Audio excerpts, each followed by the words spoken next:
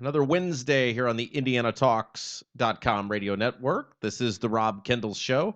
That's my name. Thank you very much for joining us tonight, whether you are tuned in live at 3 p.m. on our drive time debut or listening on the replay, 9 p.m. on the IndianaTalks.com radio network, or listening to one of our many podcasting options on IndianaTalks.com or the We Are Libertarians radio network, wherever you're tuned in from.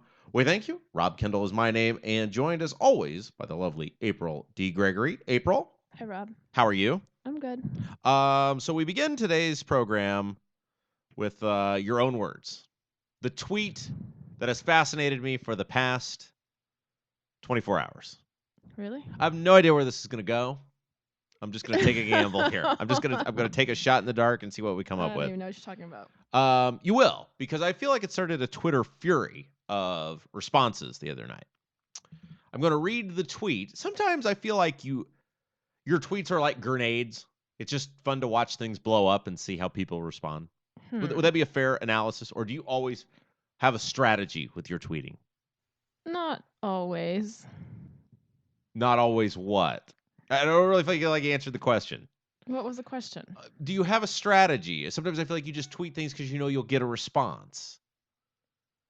I mean, I'll always get a response, but that's arrogance. People always respond to me. You're an arrogant tweeter. You, ma'am, are an arrogant tweeter. Anyway, here's the tweet, and I'm going to ask. Well, let's read the tweet first. This was tweeted yesterday.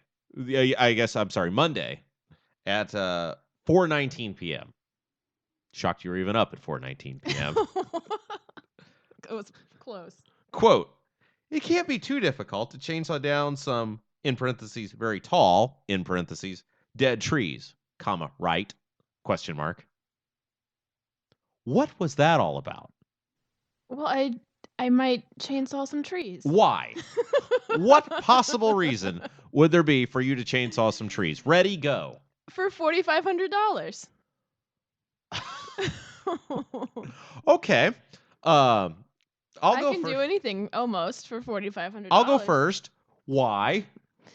What's going on? Well, I just had a friend who posted on Facebook that she was looking to get her dead trees removed from her yard. She calls the company. They estimate it's going to be $5,500 to remove all the trees. Okay. I said I would do it for $4,000. You just made this on the spot. Yeah, I can cut down some trees. Do you have any tree removal experience? I have tree cutting and wood chopping experience. When? When I was a kid. Okay, I don't think your dad lining up a block of wood saying, April, swing this axe. I don't think that counts. Why not? I feel like you may be putting yourself in a bad business position here. I don't think so. People on Twitter explained to me how to saw down a tree. Oh, so now what? You're YouTube how to chop a tree in half? I see. What did you learn? You want to tell us?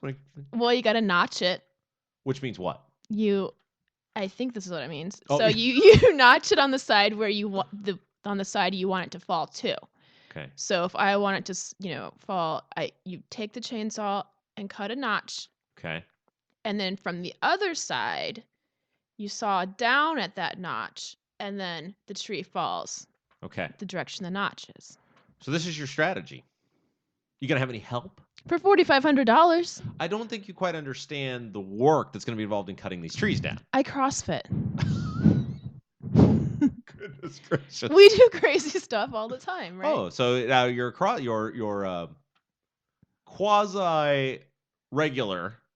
CrossFitting experience over the past few months now qualifies you to cut down trees.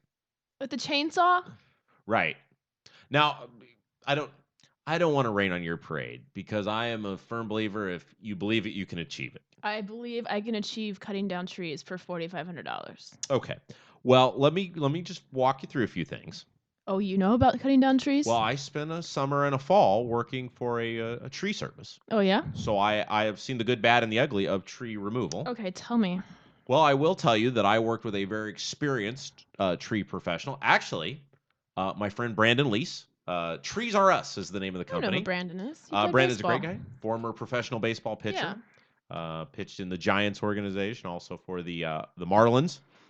pitched in the Korean Major Leagues. I'm sure Brandon will not mind this me telling this story. How do you know Brandon? Through Stan Levins. Yeah, we love Stan. Yeah. Stan's a great guy. Yes, I worked with Brandon. This was the year that I quit college. Mm-hmm. So I got tired of hearing my father shout at me for being home and being a bum all the time. Right. Actually, I quit college because I got a job working for the Indianapolis Indians as a radio producer. Was also working for Butler. I don't want people to think like I was at home on the couch. Right. I did spend a lot of time at home on the couch because the Indians games were in the evening. Right. But during the day, I would oftentimes go work with Brandon. Okay. So I did spend a summer and fall chopping down trees or watching him chop down trees, pulling, maneuvering. And I will tell you, I think you're underestimating. They're dead trees. I think you're underestimating the work that's going to go into being in the tree removal business. I'm not making a business. I'm just doing 1 yard. Well, you have to be insured. Are you insured? I don't need to be insured to cut down my friend's trees. I'm pretty sure if you bust a tree on her house, she's not going to be your friend anymore. I won't cut it towards the house. Oh, now you're an expert. I will tell you, one time Brandon and I dropped a tree in a swimming pool, and we didn't intend to cut it into the swimming pool. I think you should go for this. I think this could... Just for the great story of I see nothing that could possibly go wrong with this. And in fact, I think we could vine for years on you trying to cut down trees. We could, because I imagine it'll take me the better part of a week to get all this cut down and removed. How many trees are we talking about here? I have no idea. Oh, you have no idea. So you've bid a job that you have no idea. Yeah. You've bid a job to which you have no experience, Mm-hmm. no knowledge, and you don't even know how many trees you're cutting down. Exactly. I'm going to tell you, if it's $5,500 bid, probably a lot of trees. Probably just not like a tree. Well, no, I know it's not a tree. I feel like it's a tree times several. Yeah. And they're like 5 stories tall. Yeah, they're probably big. Where does this friend live at? Is it in the central Indiana area? Mm-hmm. Okay. Or do you plan to have help, or are you just gonna... I mean, I could outsource some help for a little bit of money. Right. But I think I'll try doing it myself first. Okay. So have you ever run a chainsaw? No. Okay. Okay. So just for the audience review, if you are just tuning in, you've missed 7 minutes of brilliance here. April has decided on a career path, and it's going to be the tree removal industry. April has decided she is going to low bid tree removal professionals and cut down her friend's trees, of which she does not know how many trees, nor the size of the trees, nor where the trees are located at, for $4,000. Was the bid accepted? $4,500 if I let her Facebook it. If you let her Facebook what? Pictures of me cutting down trees. This friend is laughing at you and not with you, right? Yeah, I think so. Okay. So, what's your plan? What's your next step here? Have you thought it through? Yeah, I've thought it through. I think I can do it. So are you... Well, I think I need to look at the yard. Right, that'd probably be the first step. Make sure the house and the trees aren't close to each other. Right. Probably are, because it's a house, and these are probably large trees, and unless she lives on a little house on the prairie, there's probably a chance you could dump a tree into the house. Yeah. I think you should call Brandon. That would be my advice to you, is to call our friend Brandon. She doesn't need somebody else to cut down trees. No, I'm just saying for advice. Oh, for advice. advice. I really feel like you should not go into this solo. Well, I feel like my dad could show me how to chainsaw down a tree. Is your dad a professional? No, but he's cut down plenty of trees. Okay. Well, good luck. I hope it ends well for you. Me too. With $4,500. And some injuries. And liability. I won't get hurt. Okay. I'll wear goggles. Oh my gosh. Oh. That's oddly not the first time I've ever heard that statement. Okay, well, I wish you the best of luck. I really think you should social media the heck out of this thing. I think maybe we could do a live remote from the tree cutting. Lumberjack April. Yeah, I think maybe Josh could fill in that week, and Josh and I could do play-by-play of you cutting the trees down. I feel like Josh should be involved in this in some That's funny. in some capacity. So, best of luck, Okay. and let us know how the show, as an entity, can assist in this endeavor. Okay. While the show wants no actual part of you cutting down the trees, we will come and laugh and spread good cheer. All right.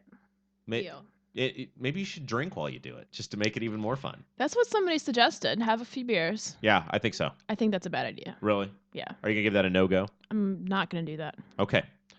I'll have a few beers after I get done with the trees. Okay. Well, that was our first 10 minutes. That was brilliant. Okay. So they're just going to package that one up and send it to the Radio Hall of Fame. Well, Marconi will be in the mailbox coming up shortly. I had a moment this week. Oh, yeah? Yeah. Just one? Well, I have lots of moments, but I have certain moments that I feel like this is probably worth discussing. Okay. Have you ever seen the movie High Fidelity? With John Cusack? Yes. I think so. He owns the record store. Right. And the premise, well, the premise of the movie is Cusack's this down on his luck record store owner, famously Jack Black. It's one of the early roles for Jack Black is in the movie, works in the record store with him. Sarah Gilbert is a customer in the record store. Anyway, the premise is John Cusack is this young, kind of good-looking guy, this musical expert, dates lots of women, but his relationships are always very flighty. He has commitment issues and is more interested in his personal love for music and the record industry than he is his relationships. So he realizes he's getting older, and his relationships that probably should have worked out, he did not put the time nor effort into them to make them work. Mm-hmm. So he has this imaginary conversation with Bruce Springsteen. Oh. And it's actually really is Bruce Springsteen, because Cusack and Springsteen are friends in real life. Cool. In the movie. And so the premise is that he has this epiphany that he's going to go back and visit his all-time top 5 favorite girlfriends and tell him, he wants to see them, talk to them, apologize, whatever. Mm-hmm. Say, I'm sorry. Wants to go back and just tell him goodbye, but he never got a chance to.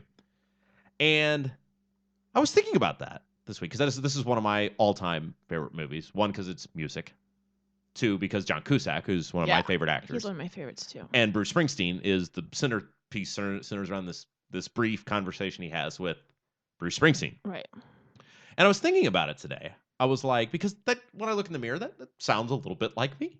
Uh-huh. The Cusack character is a You little just bit... changed the music for the radio. Right. And I could be the Cusack character. Right.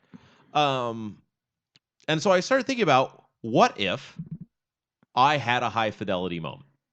It's like, I could do this. And you contacted your ex-girlfriends? You got to pick your top 5. The movie is based off the Bruce Springsteen song Bobby Jean, which is on the Born in the USA album. They kind of based this whole movie on the idea of this Bruce Springsteen song. So I was like, I could have a high fidelity moment. What if I had a real life high fidelity moment where I tracked down, I labeled my all-time top 5 girlfriends, tracked them down,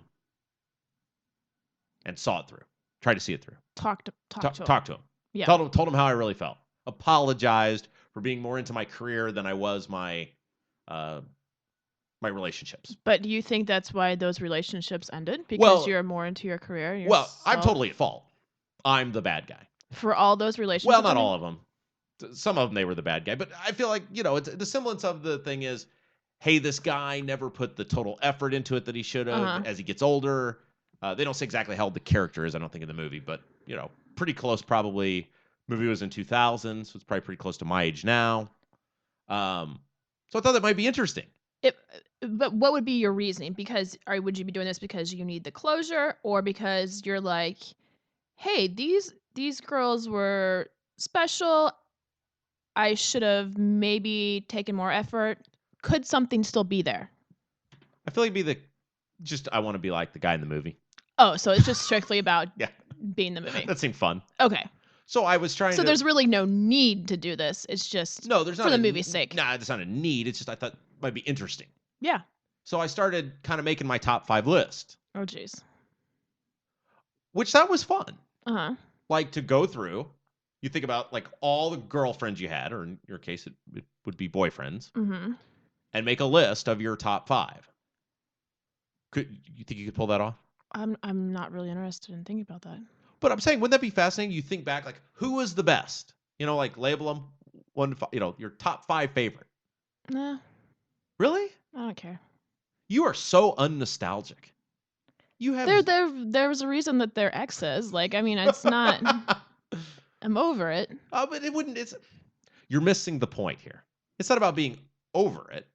It's about nostalgia. It's like going back. It's like, Yeah, but aren't you friends with any of them on Facebook? Don't you see?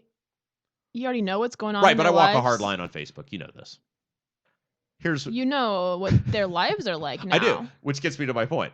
As I'm making my list, because the premise is his favorite, the one that the show ends up centering around in High Fidelity. She ends up with this Tim Robbins character. This character played by Tim Robbins, who's just this out there, goofy weirdo guy.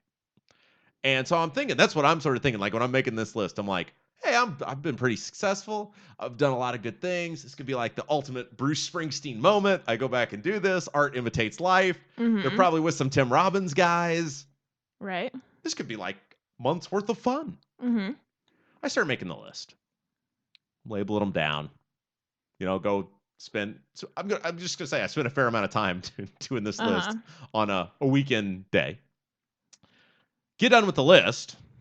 Start looking at who I came up with. And you know what the common theme was? Oh, geez, what? You sound concerned. I'm intrigued that there's a common theme. They all ended up with very successful people. And people that you would probably on paper go, that guy was far better than me. So I scrapped the idea. Oh, okay. Good plan. I figured where they ended up, they wouldn't want, one last long goodbye. I figured they don't need my I'm sorry. I figured they're pretty happy they didn't end up with me. Now I'm going to come up with a bottom 5. God, just to make yourself feel better. Yeah. So that was people often ask me, what do I do for fun? How do I spend my free moments? Can I help you make your bottom 5 list? Absolutely. I've already got 2. I think we'll agree on a couple of them. I figured the top 5 was but it was interesting. Like it was fun because I love that movie and I, was watching that scene with him and Springsteen, and because of the part, I'm not quoting it verbatim, where he goes, Cusack's talking and he's talking about doing this list and he goes, it'll make them feel better. And Springsteen goes, it'll make them feel better. Maybe it'll make you feel better. So that was a good idea for you to do. I was entertaining yourself. Right. I was feeling a little nostalgic. I was feeling a little not emotional. It's not the right word. But I felt like, as I near 30, maybe time to close some books. Well, I feel like those books should have already been closed, but if this is what it took. 30 thing's kind of been a big deal for me. Yeah. I get that. So, I felt like, I'm trying to wrap up because I feel like I'm progressing. I don't want people to think I'm some manic depressive about turning 30. I feel like as I head 30 forward looks much better than 20 forward did. Okay. But there's still something about that turning 30 soon thing. Right. But then when you make the list and you realize, wow, they did better than me. There's no need for this to occur. Because when I started the list, I was like, who wouldn't want to hear from me? One last long goodbye. And then you realize they were really glad there wasn't one last long goodbye. So that's what I did last weekend. Exciting. You went camping. I went camping. Where, Pure Michigan? Did you go to Pure Michigan again? Close. We went to the Indiana Dunes. Pure Indiana Dunes? Pure Indiana Dunes. Pure Lake Michigan. That's on the Indiana side of Lake Michigan. Correct. You and your man? Your Squeeze? Yeah. Your Buttercup? Do you guys have pet names for each other? Not really. No? Just April and... Yeah. Yeah? Huh. I figured you guys would be to the point where you'd have names. Well, what's better than your own name, really? Well, but most relationships have names. Yeah, but meh. Sweetie, sweetheart, No, there's not something we regularly call each other. Okay, so you pitched a tent again. Yes. Hung out with the natives. Just you guys. Yeah. Okay, how was it? It was fun. Yeah. Yeah. This is like a regular thing for you now. I feel like you are no longer available on the weekends. Well, it's something different to do. You like it. You like the camping experience. I do, yeah. It's nature and it's nice out and it's peaceful. So boring though. No, there's things to do. We went to the beach. It was beautiful. Went to the local bar. Went to there's an outlet mall up there. So it wasn't like you were just There's camping. hiking you can do. You weren't roughing it. You were in society. I mean, you had kept touch with society. We weren't secluded all weekend. No. If you're at a bar and you're shopping, you are Right. in touch with society. Right. Okay. Well, that makes it a little bit better. I still don't think I could do it. You know how I am. S'mores and hot dogs. Well, that's enticing. On the fire. Yeah. Do you guys have a little music? No music. No music. What do you talk about? Whatever. That's a long time with no distractions. So that would be my concern. The guy I'm in continual need of some sort of outlet for a distraction. Because I feel once you have that first awkward pause, there's no awkward there's pauses. no recovering from it. Is it just me? Am I the only one that has the You're awkward? the only awkward person. No, if you have awkward pauses in a relationship, it's obviously not going swimmingly. But you would think if you're around somebody. See, I just don't do well with silence. You're okay with silence. I'm perfectly okay with silence. Right. See, I don't do well with silence. I need to continually work on that. Work on being okay with silence. But I always feel like, because most of my life has been spent being talking. Not to say like I was on Broadway with the spotlight on me, but most of my life has always been out in front of people, talking to people. Right. Therefore, when there is a period of silence, I always feel like I'm not doing my job. Mm-hmm. So I need to keep talking continuously. Work on being able to be okay in little increments at a time with being okay with silence. So you don't feel weird when there's not conversation going on when you're around another person? No. Just sitting there? Like if you and I were just sitting here and we were just looking at each other, you'd be okay with that? We wouldn't be doing that. I'd be playing with my phone or something. Hey, here's a question for you.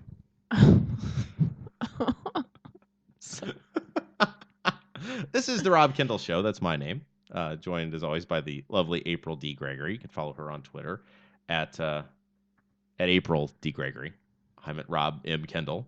Here's a news story that I thought was interesting that we should discuss because you love sports and you love media and you love funny things. Yeah. This is in the April wheelhouse. Here's the headline, and it comes from, now I know you're not a huge baseball fan. You like the Braves. And the Cubs, yeah. And the Cubs. By the way, who did you root for when the Braves played the Cubs this weekend? Interesting story. So I rooted for I stayed pretty neutral during the game. I would say I was kind of rooting both ways. I had on a Braves shirt and a Cubs hat. You went to the game, didn't you? Yeah. Which game did you go to? On Sunday. Okay. So when the Braves clinched the Braves division. clinched during the game when Miami beat the Nationals in their first game. So you went from Lake Michigan to... Yeah, we took a train. Oh, you're training. We were training. You went with your man? Yeah. Anyone else? No. Did you scalp tickets? No, my friend that has season tickets gave me his. Oh, excellent. Yeah. Okay. So anyway, go on. You're at the game. Yeah. You're wearing a Braves shirt. Mm-hmm. A Cubs hat. Cubs hat. So you split the difference. I split the difference. So some way one of your teams was going to be victorious and you were going to celebrate. My original thinking was it's the home team, root for the home team, right? Right. But then it's like, well, this is the day that Braves might clinch. Right. Last time I was at a Braves Cubs game in Wrigley several years ago, I rooted for the Braves. So I didn't feel completely wrong rooting for the Braves. No. And you are a Braves fan. Yeah, I grew up watching both of them. Sorry, not sorry. Because that was TBS and WGN. Yeah. Yeah. So we just watch both games every day. Right. You're a TBS WGN kid. That's what we did every day. No, I understand. Bulls games all winter. Now your Boo, is he a baseball fan? He likes the Marlins. Boy, he's not having any fun. No. So he just went as a spectator. Right. Yeah, he was not invested in the outcome of the game. He enjoyed it. Where did you sit? Like the upper deck. So you were not close to the field. Yeah, it's I not didn't really know- too far though. It's like behind home plate. I didn't know you had seats that weren't in like row 1 or 2. I know, it's weird, but they were free. They're my friends, and they're really pretty good seats. It's Right. not. There's not. I don't know. Anyway, But so you go, Braves win, yeah. you celebrate. Do you do some sort of like woo? Well, we did the tomahawk chop thing when. Oh, you got your man involved in that, huh? Well, he didn't do it. Oh, just we said we. The Braves fans in attendance. Oh, okay. There were several. Oh, okay. Several there. Were they around you? Were there any around you? No, because we were sitting in a section that was Cubs season ticket holders. Oh, I bet they were angry. They weren't too angry. I mean, it's almost October. The Cubs are 23 games out of the wild card spot. Yeah, but you don't rub it in. You don't mock. I wasn't mocking anybody. Nobody was just. Right. Yeah, Nobody cared. It was chill. Oh, it was okay. Sunday afternoon. Everyone's drinking. Not a lot of people there. Yeah, you're having an old style, an $8 old style. $7.75. You know, this is the end of old style at Is Wrigley it? Field. Oh yeah, they're that's going to right. Budweiser. Incredible. A tradition is coming to an end. Awful. Anyway, so they win. You're doing a celebration. Then you leave. Yeah. That's it. Yeah. Somehow you end up somewhere with a s'more pizza. Oh yeah. Was this before the game or after? After the game. Okay. Where were you at? It's called Demo's. There's a couple of them up there. This one was the one near Wrigley, and they always have different crazy topping flavors. Right. So I always like to go there. So good. Like I had a mac and cheese slice. Right. And then the s'mores. So there's two. You get like 2 pieces of pizza. Yeah, you buy it by the slice. I mean, you could buy a whole pizza, but it's not like Domino's where you like you buy a whole pizza. Right. Yeah. You could if you wanted to, but you just mix and match flavors, buy slices. Right. And how was the s'more pizza? It's pretty good. Yeah. It's pretty crazy. Yeah. Huh. Marshmallows, chocolate, and Teddy Grahams. It looked disgusting. I'm just going to be candid with you. You don't like s'mores? Well, it's on top of a pizza, though. I would think you would eat them separately. You know, like Well, one conglomeration. It's like pizza crust, chocolate, marshmallow, and Teddy Grahams. Huh. What's not to like? Huh. Well, congratulations. I'm glad you had fun. Thank you. I'm Thank you for congratulating me on having fun. I'm just thrilled to death that you enjoyed your weekend in Chicago. Here's the way I feel like if I do a trip, like I feel like you just show up places. Yeah. That's like, how did you get there? How did that happen? Well, I don't just sit in Brownsburg. We've been through this a million Oh, times. I know. I understand. I'm very clear that you are the queen of the road trips. Yeah. Anyway, the reason I was leading into that story, I'm sorry I didn't really segue correctly. Yeah, what were we talking about? I have this news story that I wanted to read. Oh, yeah. It comes to us from Houston.cbslocal.com. So apparently this is like the local affiliate in Houston for CBS television. Mm-hmm. It says, the headline is, Astros break another record, a 0.0 TV rating. What? How's that even possible? That's what caught my attention. So here's the story. Are you ready? Yes. For those of you who are not aware, the Houston Astros, once a well thought of franchise. You remember the Killer Bees? BGO, Back in the day, back in the 80s, they were... Bagwell. Yeah. Derek Bell. They had Roger Clemens at one point. Andy Pettit. They were regular, playoff teams. I think they went to the World Series one year. 5 or 6 years ago. Really? Was it that recently? When Roger Clemens was on the Astros. I think so. Anyway, they are the worst team in baseball now. Mm-hmm. By far. Including the Marlins. And the Cubs. They're far worse than the Cubs. Anyway, the story reads, the Houston Astros keep breaking records for the wrong reasons. This past Sunday, according to Nielsen ratings, the Astros and Indians game drew a rating of 0.0 in the greater Houston area. 0.0. In your home city. The Houston Chronicle explains that it doesn't necessarily mean that there wasn't one person who tuned in. It just means that not a single solitary Nielsen household tuned in to watch the Astros. So of all the people that have signed up to participate, yeah, no one. Not one person. Maybe it was a conspiracy. Maybe they all talked to each other and said, let's do this. It could be collusion. The owners, the players. Aspiracy. Here is what the Chronicle stated. 2005 was the last time they were in the World Series. Roger Clemens was on the team. All right. I think Pettit was on that team too. I think that's when they conspired to go to Houston together. Oh. Quote, there are a couple of asterisks involved here, of course, the Houston Chronicle explained. For one thing, Nielsen persists with the statistically supportable but still head-shaking concept that it can measure what millions of television viewers are watching by monitoring the behavior of hundreds. That's pretty bad. That's general pollster stuff. Yeah. But I feel like, radio is changing in terms of how Arbitron does the radio ratings. Like there's actually things in your car. Well, but I guess they still kind of, since you have to fill a diary, but it's still just a select group of people. So in a sense, it's kind of the same. Yeah, yeah, you're right. That's polling. Yeah.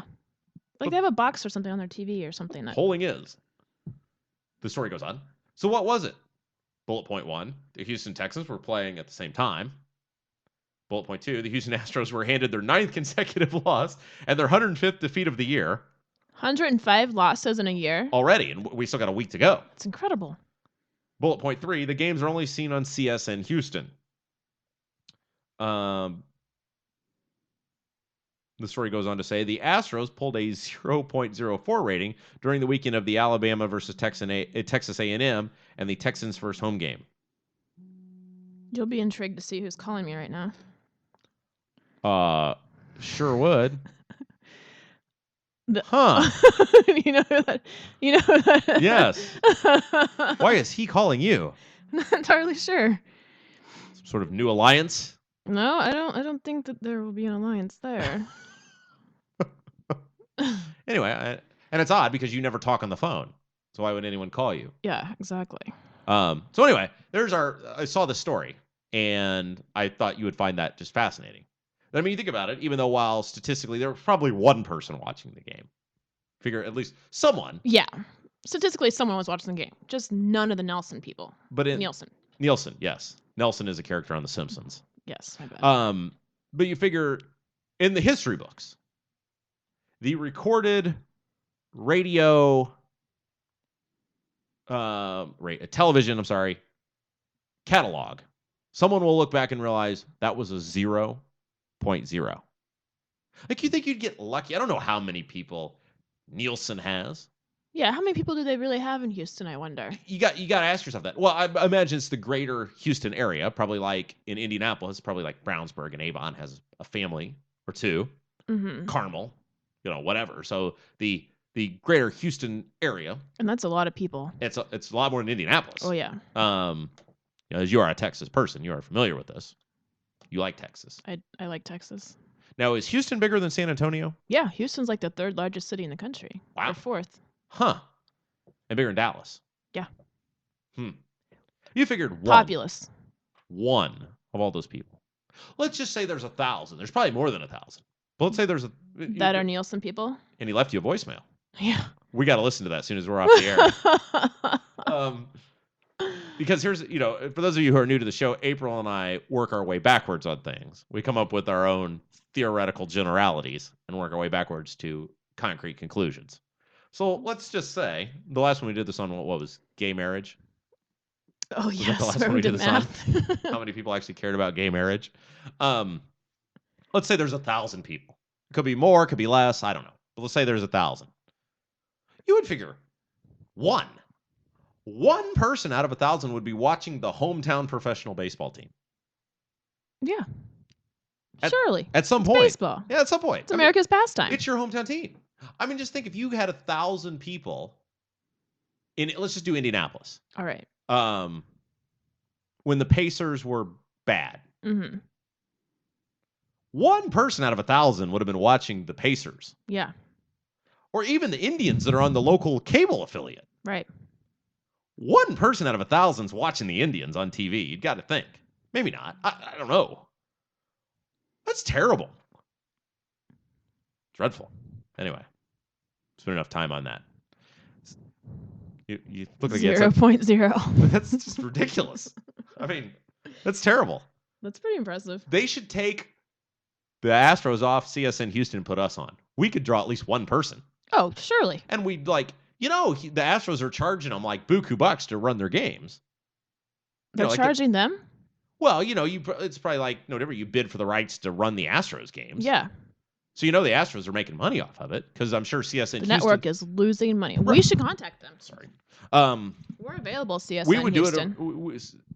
We'll do it for half. Did you say CSI Houston? I said CSN Houston. Oh, I thought you said CSI. We'll do it for half the price. Right. Just like my tree Just removal. like your tree service. You are underbidding everybody. Yeah. Need an operation? I'm going to do it for half the price. Hey, I could do a vasectomy. For real. Were you trained in that when you were in the medical field? I've assisted in a million of them. Is that awkward? Not for me. For the guy? Sometimes it's awkward for the Really? guy. Yeah. Yeah, because I would think, darn it, I really wanted to wrap up this Astros conversation, but now I have to go this way. Yeah, I would think that would, for a guy's perspective. I mean, not that there's a woman doctor doing the procedure, but a good-looking woman assistant. Like, really? Her? Now she's going to know when she sees me at Kroger. What, I don't want to get too graphic because we're not a medical show, but what's involved with and I'm doing air quotes here, assisting on a vasectomy? Scalpel. Usually, yeah. Well, handing the instruments over, preparing the site for surgery. I feel like you're just snooping. So, cutting stitches, things like that. And it hurts, right? Well, the vasectomy, Yeah. you get numbed first, and that's what hurts. That's what hurts. They give you a shot. Yeah. In the area. Mm-hmm. And I assume these guys 2 shots, 1 for each side. Oh! That's what hurts. Well. And after that, you don't feel anything. That sounds very painful. It's really, most men, it's not, once they get done, it's not as bad as they thought it was going to be. Right. It's all in your head, and most of the time, the men realize afterwards it wasn't as bad as I made it out to be. That's interesting.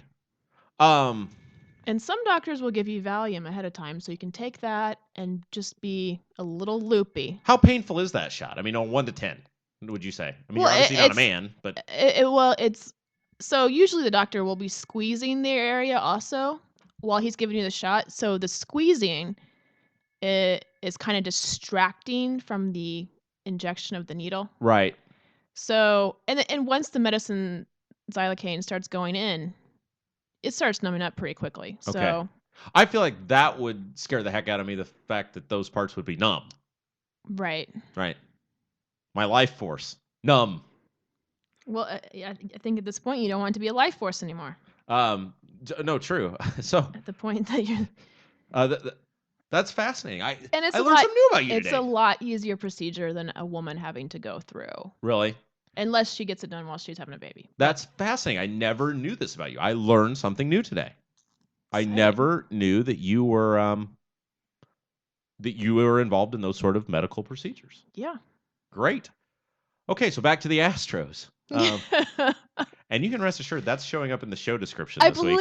I believe like the zeros have a lot to do with the 0-0. Well, here was my point: is you're an advertiser. Let's say you're CVS. I have no idea if CVS actually sponsors the one. If they even have CVS in Houston. Let's say Walgreens. I like Walgreens better. Okay, Walgreens. They're more friendly. Okay, well, let's say it's Walgreens, and you're the sponsor of Houston Astros baseball on CSN Houston. What are you thinking? Your show got you're a 0. You're pulling your sponsorship. You're out. See ya. Your that's people are calling the Astros people, and you're saying. Well, I imagine you're calling the CSN people, unless the Astros own CSN, which they probably do not. Well, but it's the Astros' fault that they're losing, not CSN. You're checking that voicemail while you're on the air, and you are going to check that voicemail when I can hear it, because I want to know what that guy said. Don't even. Well, I feel like it may be something I can just say on the air. That way, of course, nobody really knows who it was. That's true. Yeah, I don't think you want to go there, but maybe. Anyway, so yeah, if you're CSN, you have got to be in a panic, because it's not like. Oftentimes they have multi-year contracts. It's not like you're in the Big Bang Theory and you're CBS and you can cancel the show at the end of the year because nobody's, participating or whatever. Oh, he had basketball tickets for me. To the Fever? Yeah. Would you go to a Fever game? I remember I went last year. Well, that's right. I went to the championship game. You're not bored? I think they're more fun than Pacers games. And now it's playoff time again for the Fever, so Really? it's pretty fun, I think. Yeah. Now, okay, sure. We'll just go with that. Sure. We're done talking the Astros. Time to go talk. Yeah, you win. No, that's fine. The Fever are a blast. I agree wholeheartedly. Go team! Have you been to a game? I've seen them on television. I have not actually been to a game. Well, you go to the game. It's cheaper, so you can get lower seats. Yeah, but you don't pay for easier. your tickets anyway. You're right, I don't. But for most people, it's easier to get lower seats, so you're closer to the court. Right. You're closer to the action. Uh-huh.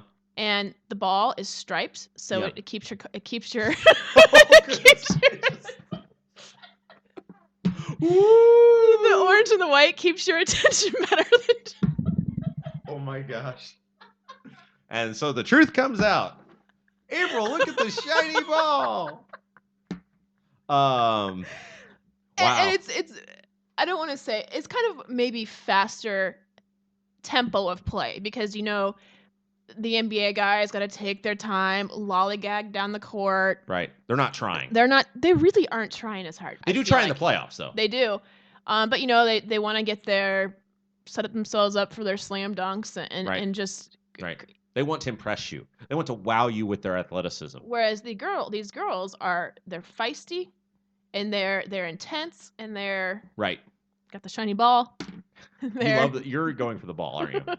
So you're going to go to some. Are they in the final? They're in the finals. Well, no, I think it's just the playoffs now, right? It's just the playoffs. I think they're in the finals. No, it's not finals time yet. That won't be till the end of October. It's just the playoffs. Okay. I'm going to defer to you because I'm not a WNBA expert. So, okay. Their coach used to coach at Purdue. Well, good luck at the Fever game. I hope you have a blast. Maybe I'll look for you. Would it be on TV? Could we look for you? I don't know when. I don't know when the tickets. You should wear a shirt that matches the ball. I have a Fever shirt. You should wear a red, white, and blue shirt. Well, it's red. The ball is orange and white. Oh, what? Yeah. I thought it was red, white, and blue. No, that's the Harlem Globetrotters. Oh yeah, sorry, I get those. You get those mixed up. Okay, one other story, and I figured this one would interest you as well. Comes to us from the Daily Caller, which is Tucker Carlson's website. Jim Treacher. He's a writer there. That's right. They have a wide-ranging... He's from Indiana. Yeah. Anyway. Title says, Michelle Obama has nearly 2 million fake Twitter followers. Right. Do you think you have any fake Twitter followers? Oh, yeah, absolutely. A portion of once you have a portion of your followers are going to be spam. And there's a way you can go through a website filtering thing and get rid of all those if you want. How would you tell? I can tell on a few of them, like the fake. Yeah, someone names. If you tweet something random and you get some random follower and you look at it and you're like, how do they find me? It's just by words you tweet. It's like spam. It clicks on it, it attaches itself to the word. What do they get out of it? Well, it's trying to be advertising, or it's like somebody trying to. If you tweet the word iPhone, you're gonna get 10 spams. But by them following me, what does that do for them? Nothing. So why would they follow me? It's just it's trying to get your attention. Like. Okay. This seems like a big waste of time on their part. It is. Okay. All right. Just want to make sure I wasn't off. Obviously, it's working at some point, or it wouldn't still keep happening. Right. But it's just. So you are confident you have fake Twitter followers? Oh yeah. Do you think you have any, not spam Twitter followers, but people that are fake, like they're pretending to be someone else as a Twitter follower? Like that's not really them? Could be. Like maybe Merlin Yoda really doesn't look like his profile photo? I'm willing to bet he probably doesn't. Well, we know he doesn't. Maybe. I don't know. Right. I don't think anybody I interact with on a regular basis is fake. Right. I've met a lot of the people I interact with on a regular basis. Okay. So if someone's following me and they're not and I don't have any idea. Okay. Because I just know you interact with a lot of people you don't, like you've never met, like in person met. Right. Yeah. Okay. Anyway, the story reads. But a lot of them, other people have met at different things. So. Right. But yeah, a lot of them are completely strangers. Like our listener David, I've never met him in real life. He could be. His Twitter and Facebook could be completely. We're doubting you, David. He could be a woman. Send us a photo. He could be living in Dallas, not San Antonio. Ooh. Scandal. How could we get? What should we get David to do to prove that he's real? Because he'll do it. He'll call in. He can call in. No, I want him to do something on Facebook or Twitter to prove his legitimacy. Because we're already doubting Merlin Yoda's profile photo. Stop it. All our friends are a scam. Anyway, the story reads, nearly 2 million of First Lady Michelle Obama's Twitter followers are not real, according to the Twitter analytics application status people. Oh, I think that's all one thing. Twitter analytics application status people. Oh, that's how I read it wrong. Here's how unhip I am. Hey, punctuation. Let me try it again. Try it again. It was like Third time's that was charm. my Sheldon Cooper moment there. All right. According to the Twitter analytics application, status people. Did you like how I did that? Status people. Yeah. Have you heard of status people? People of status. Okay. You don't have that app. 5,000, 5,200 Twitter followers. You are Status people is capitalized? Yeah. Not just, okay. No. I think status people is the name of the app. Okay. It's not what I It's not my reading. It's that this is written poorly. Okay. Because I've read this twice now, and I read it as it was written this time, and it's still terrible. So, Okay. Daily Caller, you got to do a better job. Commas, they matter. But you've never heard of this. That's not the application I've used, no. Okay. But you know something like this. There's a bunch of them. Okay. 37% of Michelle Obama's 5,290,506 Twitter followers, or approximately 1,957,487. I feel like that's more than approximately. I feel like that's an exact number. Are considered fake. 35% of her followers are inactive, and 28% are considered, quote, good or real. How do you be inactive? Inactive? Yeah. If you don't tweet. Oh, okay. Like after a certain period of time? Yeah. Okay. Michelle Obama's account is run by Organizing for Action and sent its last tweet on March 4th. That's the funny. First Lady's Twitter? That doesn't seem quite right. Well, she doesn't have any reason to tweet right now. The world's in shambles. What she can tweet about her luxury vacation to Spain? You'd figure like she'd be like, ate a piece of broccoli today. You should do. I ate a head of broccoli. It was a retweet of a message sent by the Twitter account of the First Lady's Let's Move initiative. So you know she's got nothing to do with any of these Twitter accounts. Doesn't even know she has a Twitter, probably. No. Never been on Twitter. You think the O-Man runs his own Twitter account? No way. Obama? No freaking way. No? That man is not allowed to do anything for himself. Are you kidding me? He'd screwed everything up. Oh, I was just thinking, that maybe, because he's pretty Mr. Technology, or at least presented himself as Mr. Technology. Maybe he ran his own Twitter account. No way. Okay. No freaking way. You are giving this a no dice. As a professional, I'm telling you no freaking Okay. way. Well, I figured you would find that interesting because you are the queen of Twitter. Right. That seems like a lot. I mean, like only 28% of your Twitter followers are active. Yeah, well, it's padding her stats. Yeah. You got to talk into the microphone. I'm sorry. I'm sorry. I'm sorry. Do want to issue a hearty congratulations today. To who? Well, I know this will anger we are libertarian friends, but oh boy. And Gary. So I'm mainly doing it to anger Gary. Because Gary's an antagonist. Gary will Gary's a lot of things. Gary will not will go against who's ever in power. Mm-hmm. The poll came out. I don't know if you saw this.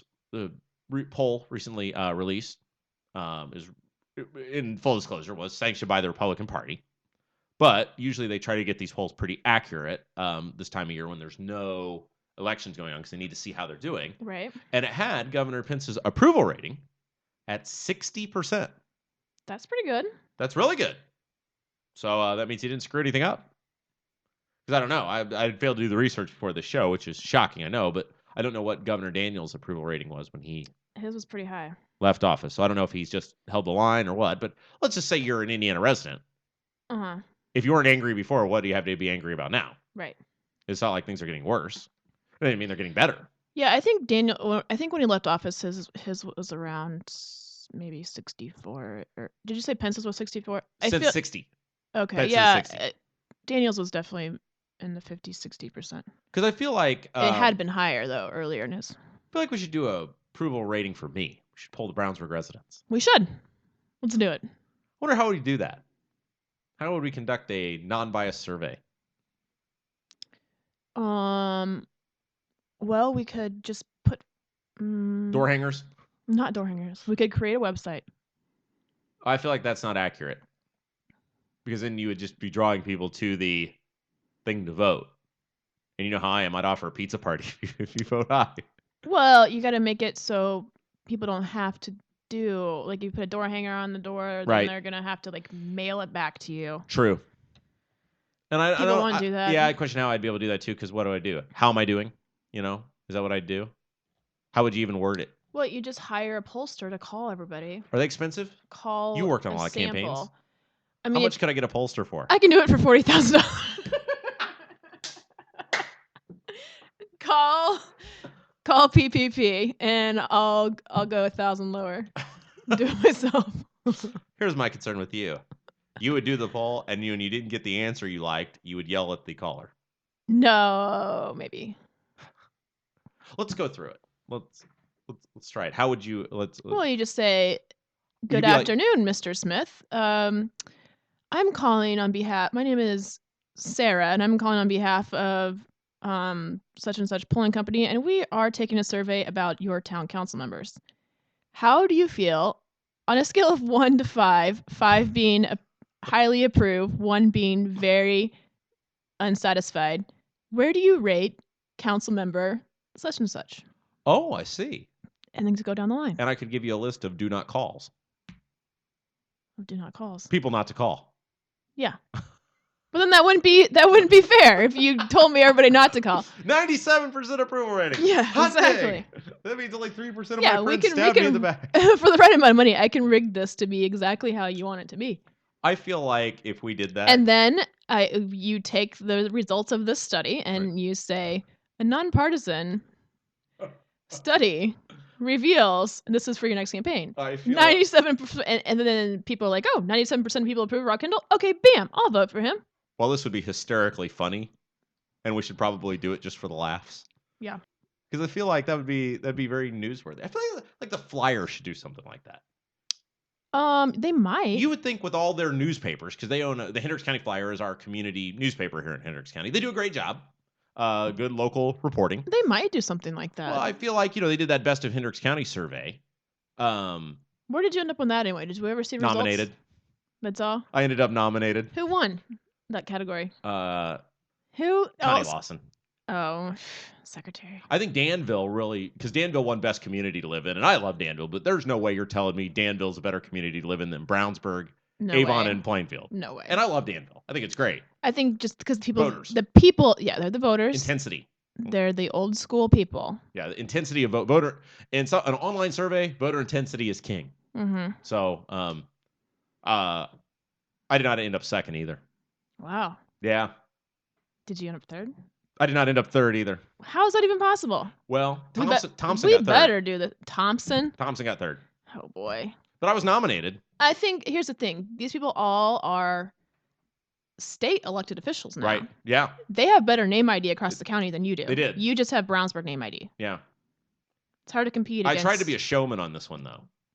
I thought, see, and it was a good life lesson. You can't fight City Hall, or in this case, State Hall. You can't. Or in this case, the state capitol. You can't. But I do want to thank everybody that voted.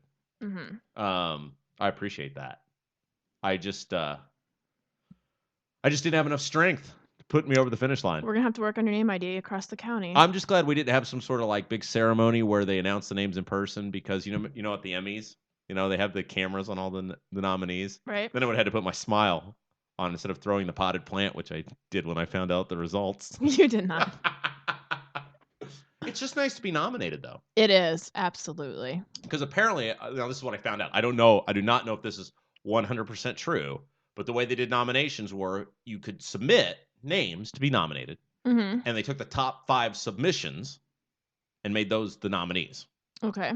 So, I was in the top 5 of those submitted. For those of you who are not aware or new to the show, I was nominated for Best Politician in Hendricks County.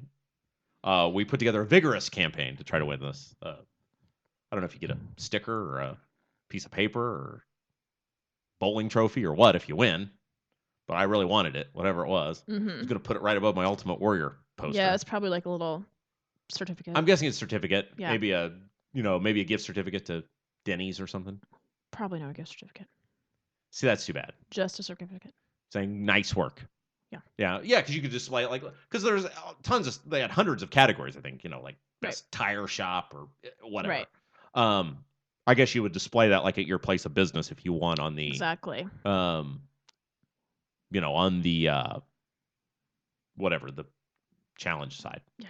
But anyway, Danville won the best place to live. So tells me Tells you everything you need to tells know. me Brown. No, and there's again nothing against Danville. We love Danville. It's a great place. I'm just saying there are if you just did by sheer numbers, far more people living in Plainfield, Avon, and Brownsburg, and somebody in Plainfield is not going, I'm going to vote for Danville as the best place to live. Right. The same way as someone in Avon is not voting for Plainfield as the best place to live.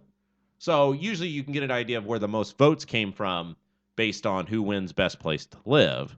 I know Brownsburg won that award last year. Mm-hmm. And Connie Lawson is from Danville. Correct.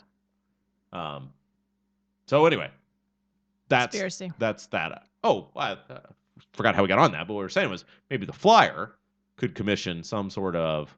Should call David Harold, ask them to commission a survey on how your local politicians are doing. Yeah, they should do that.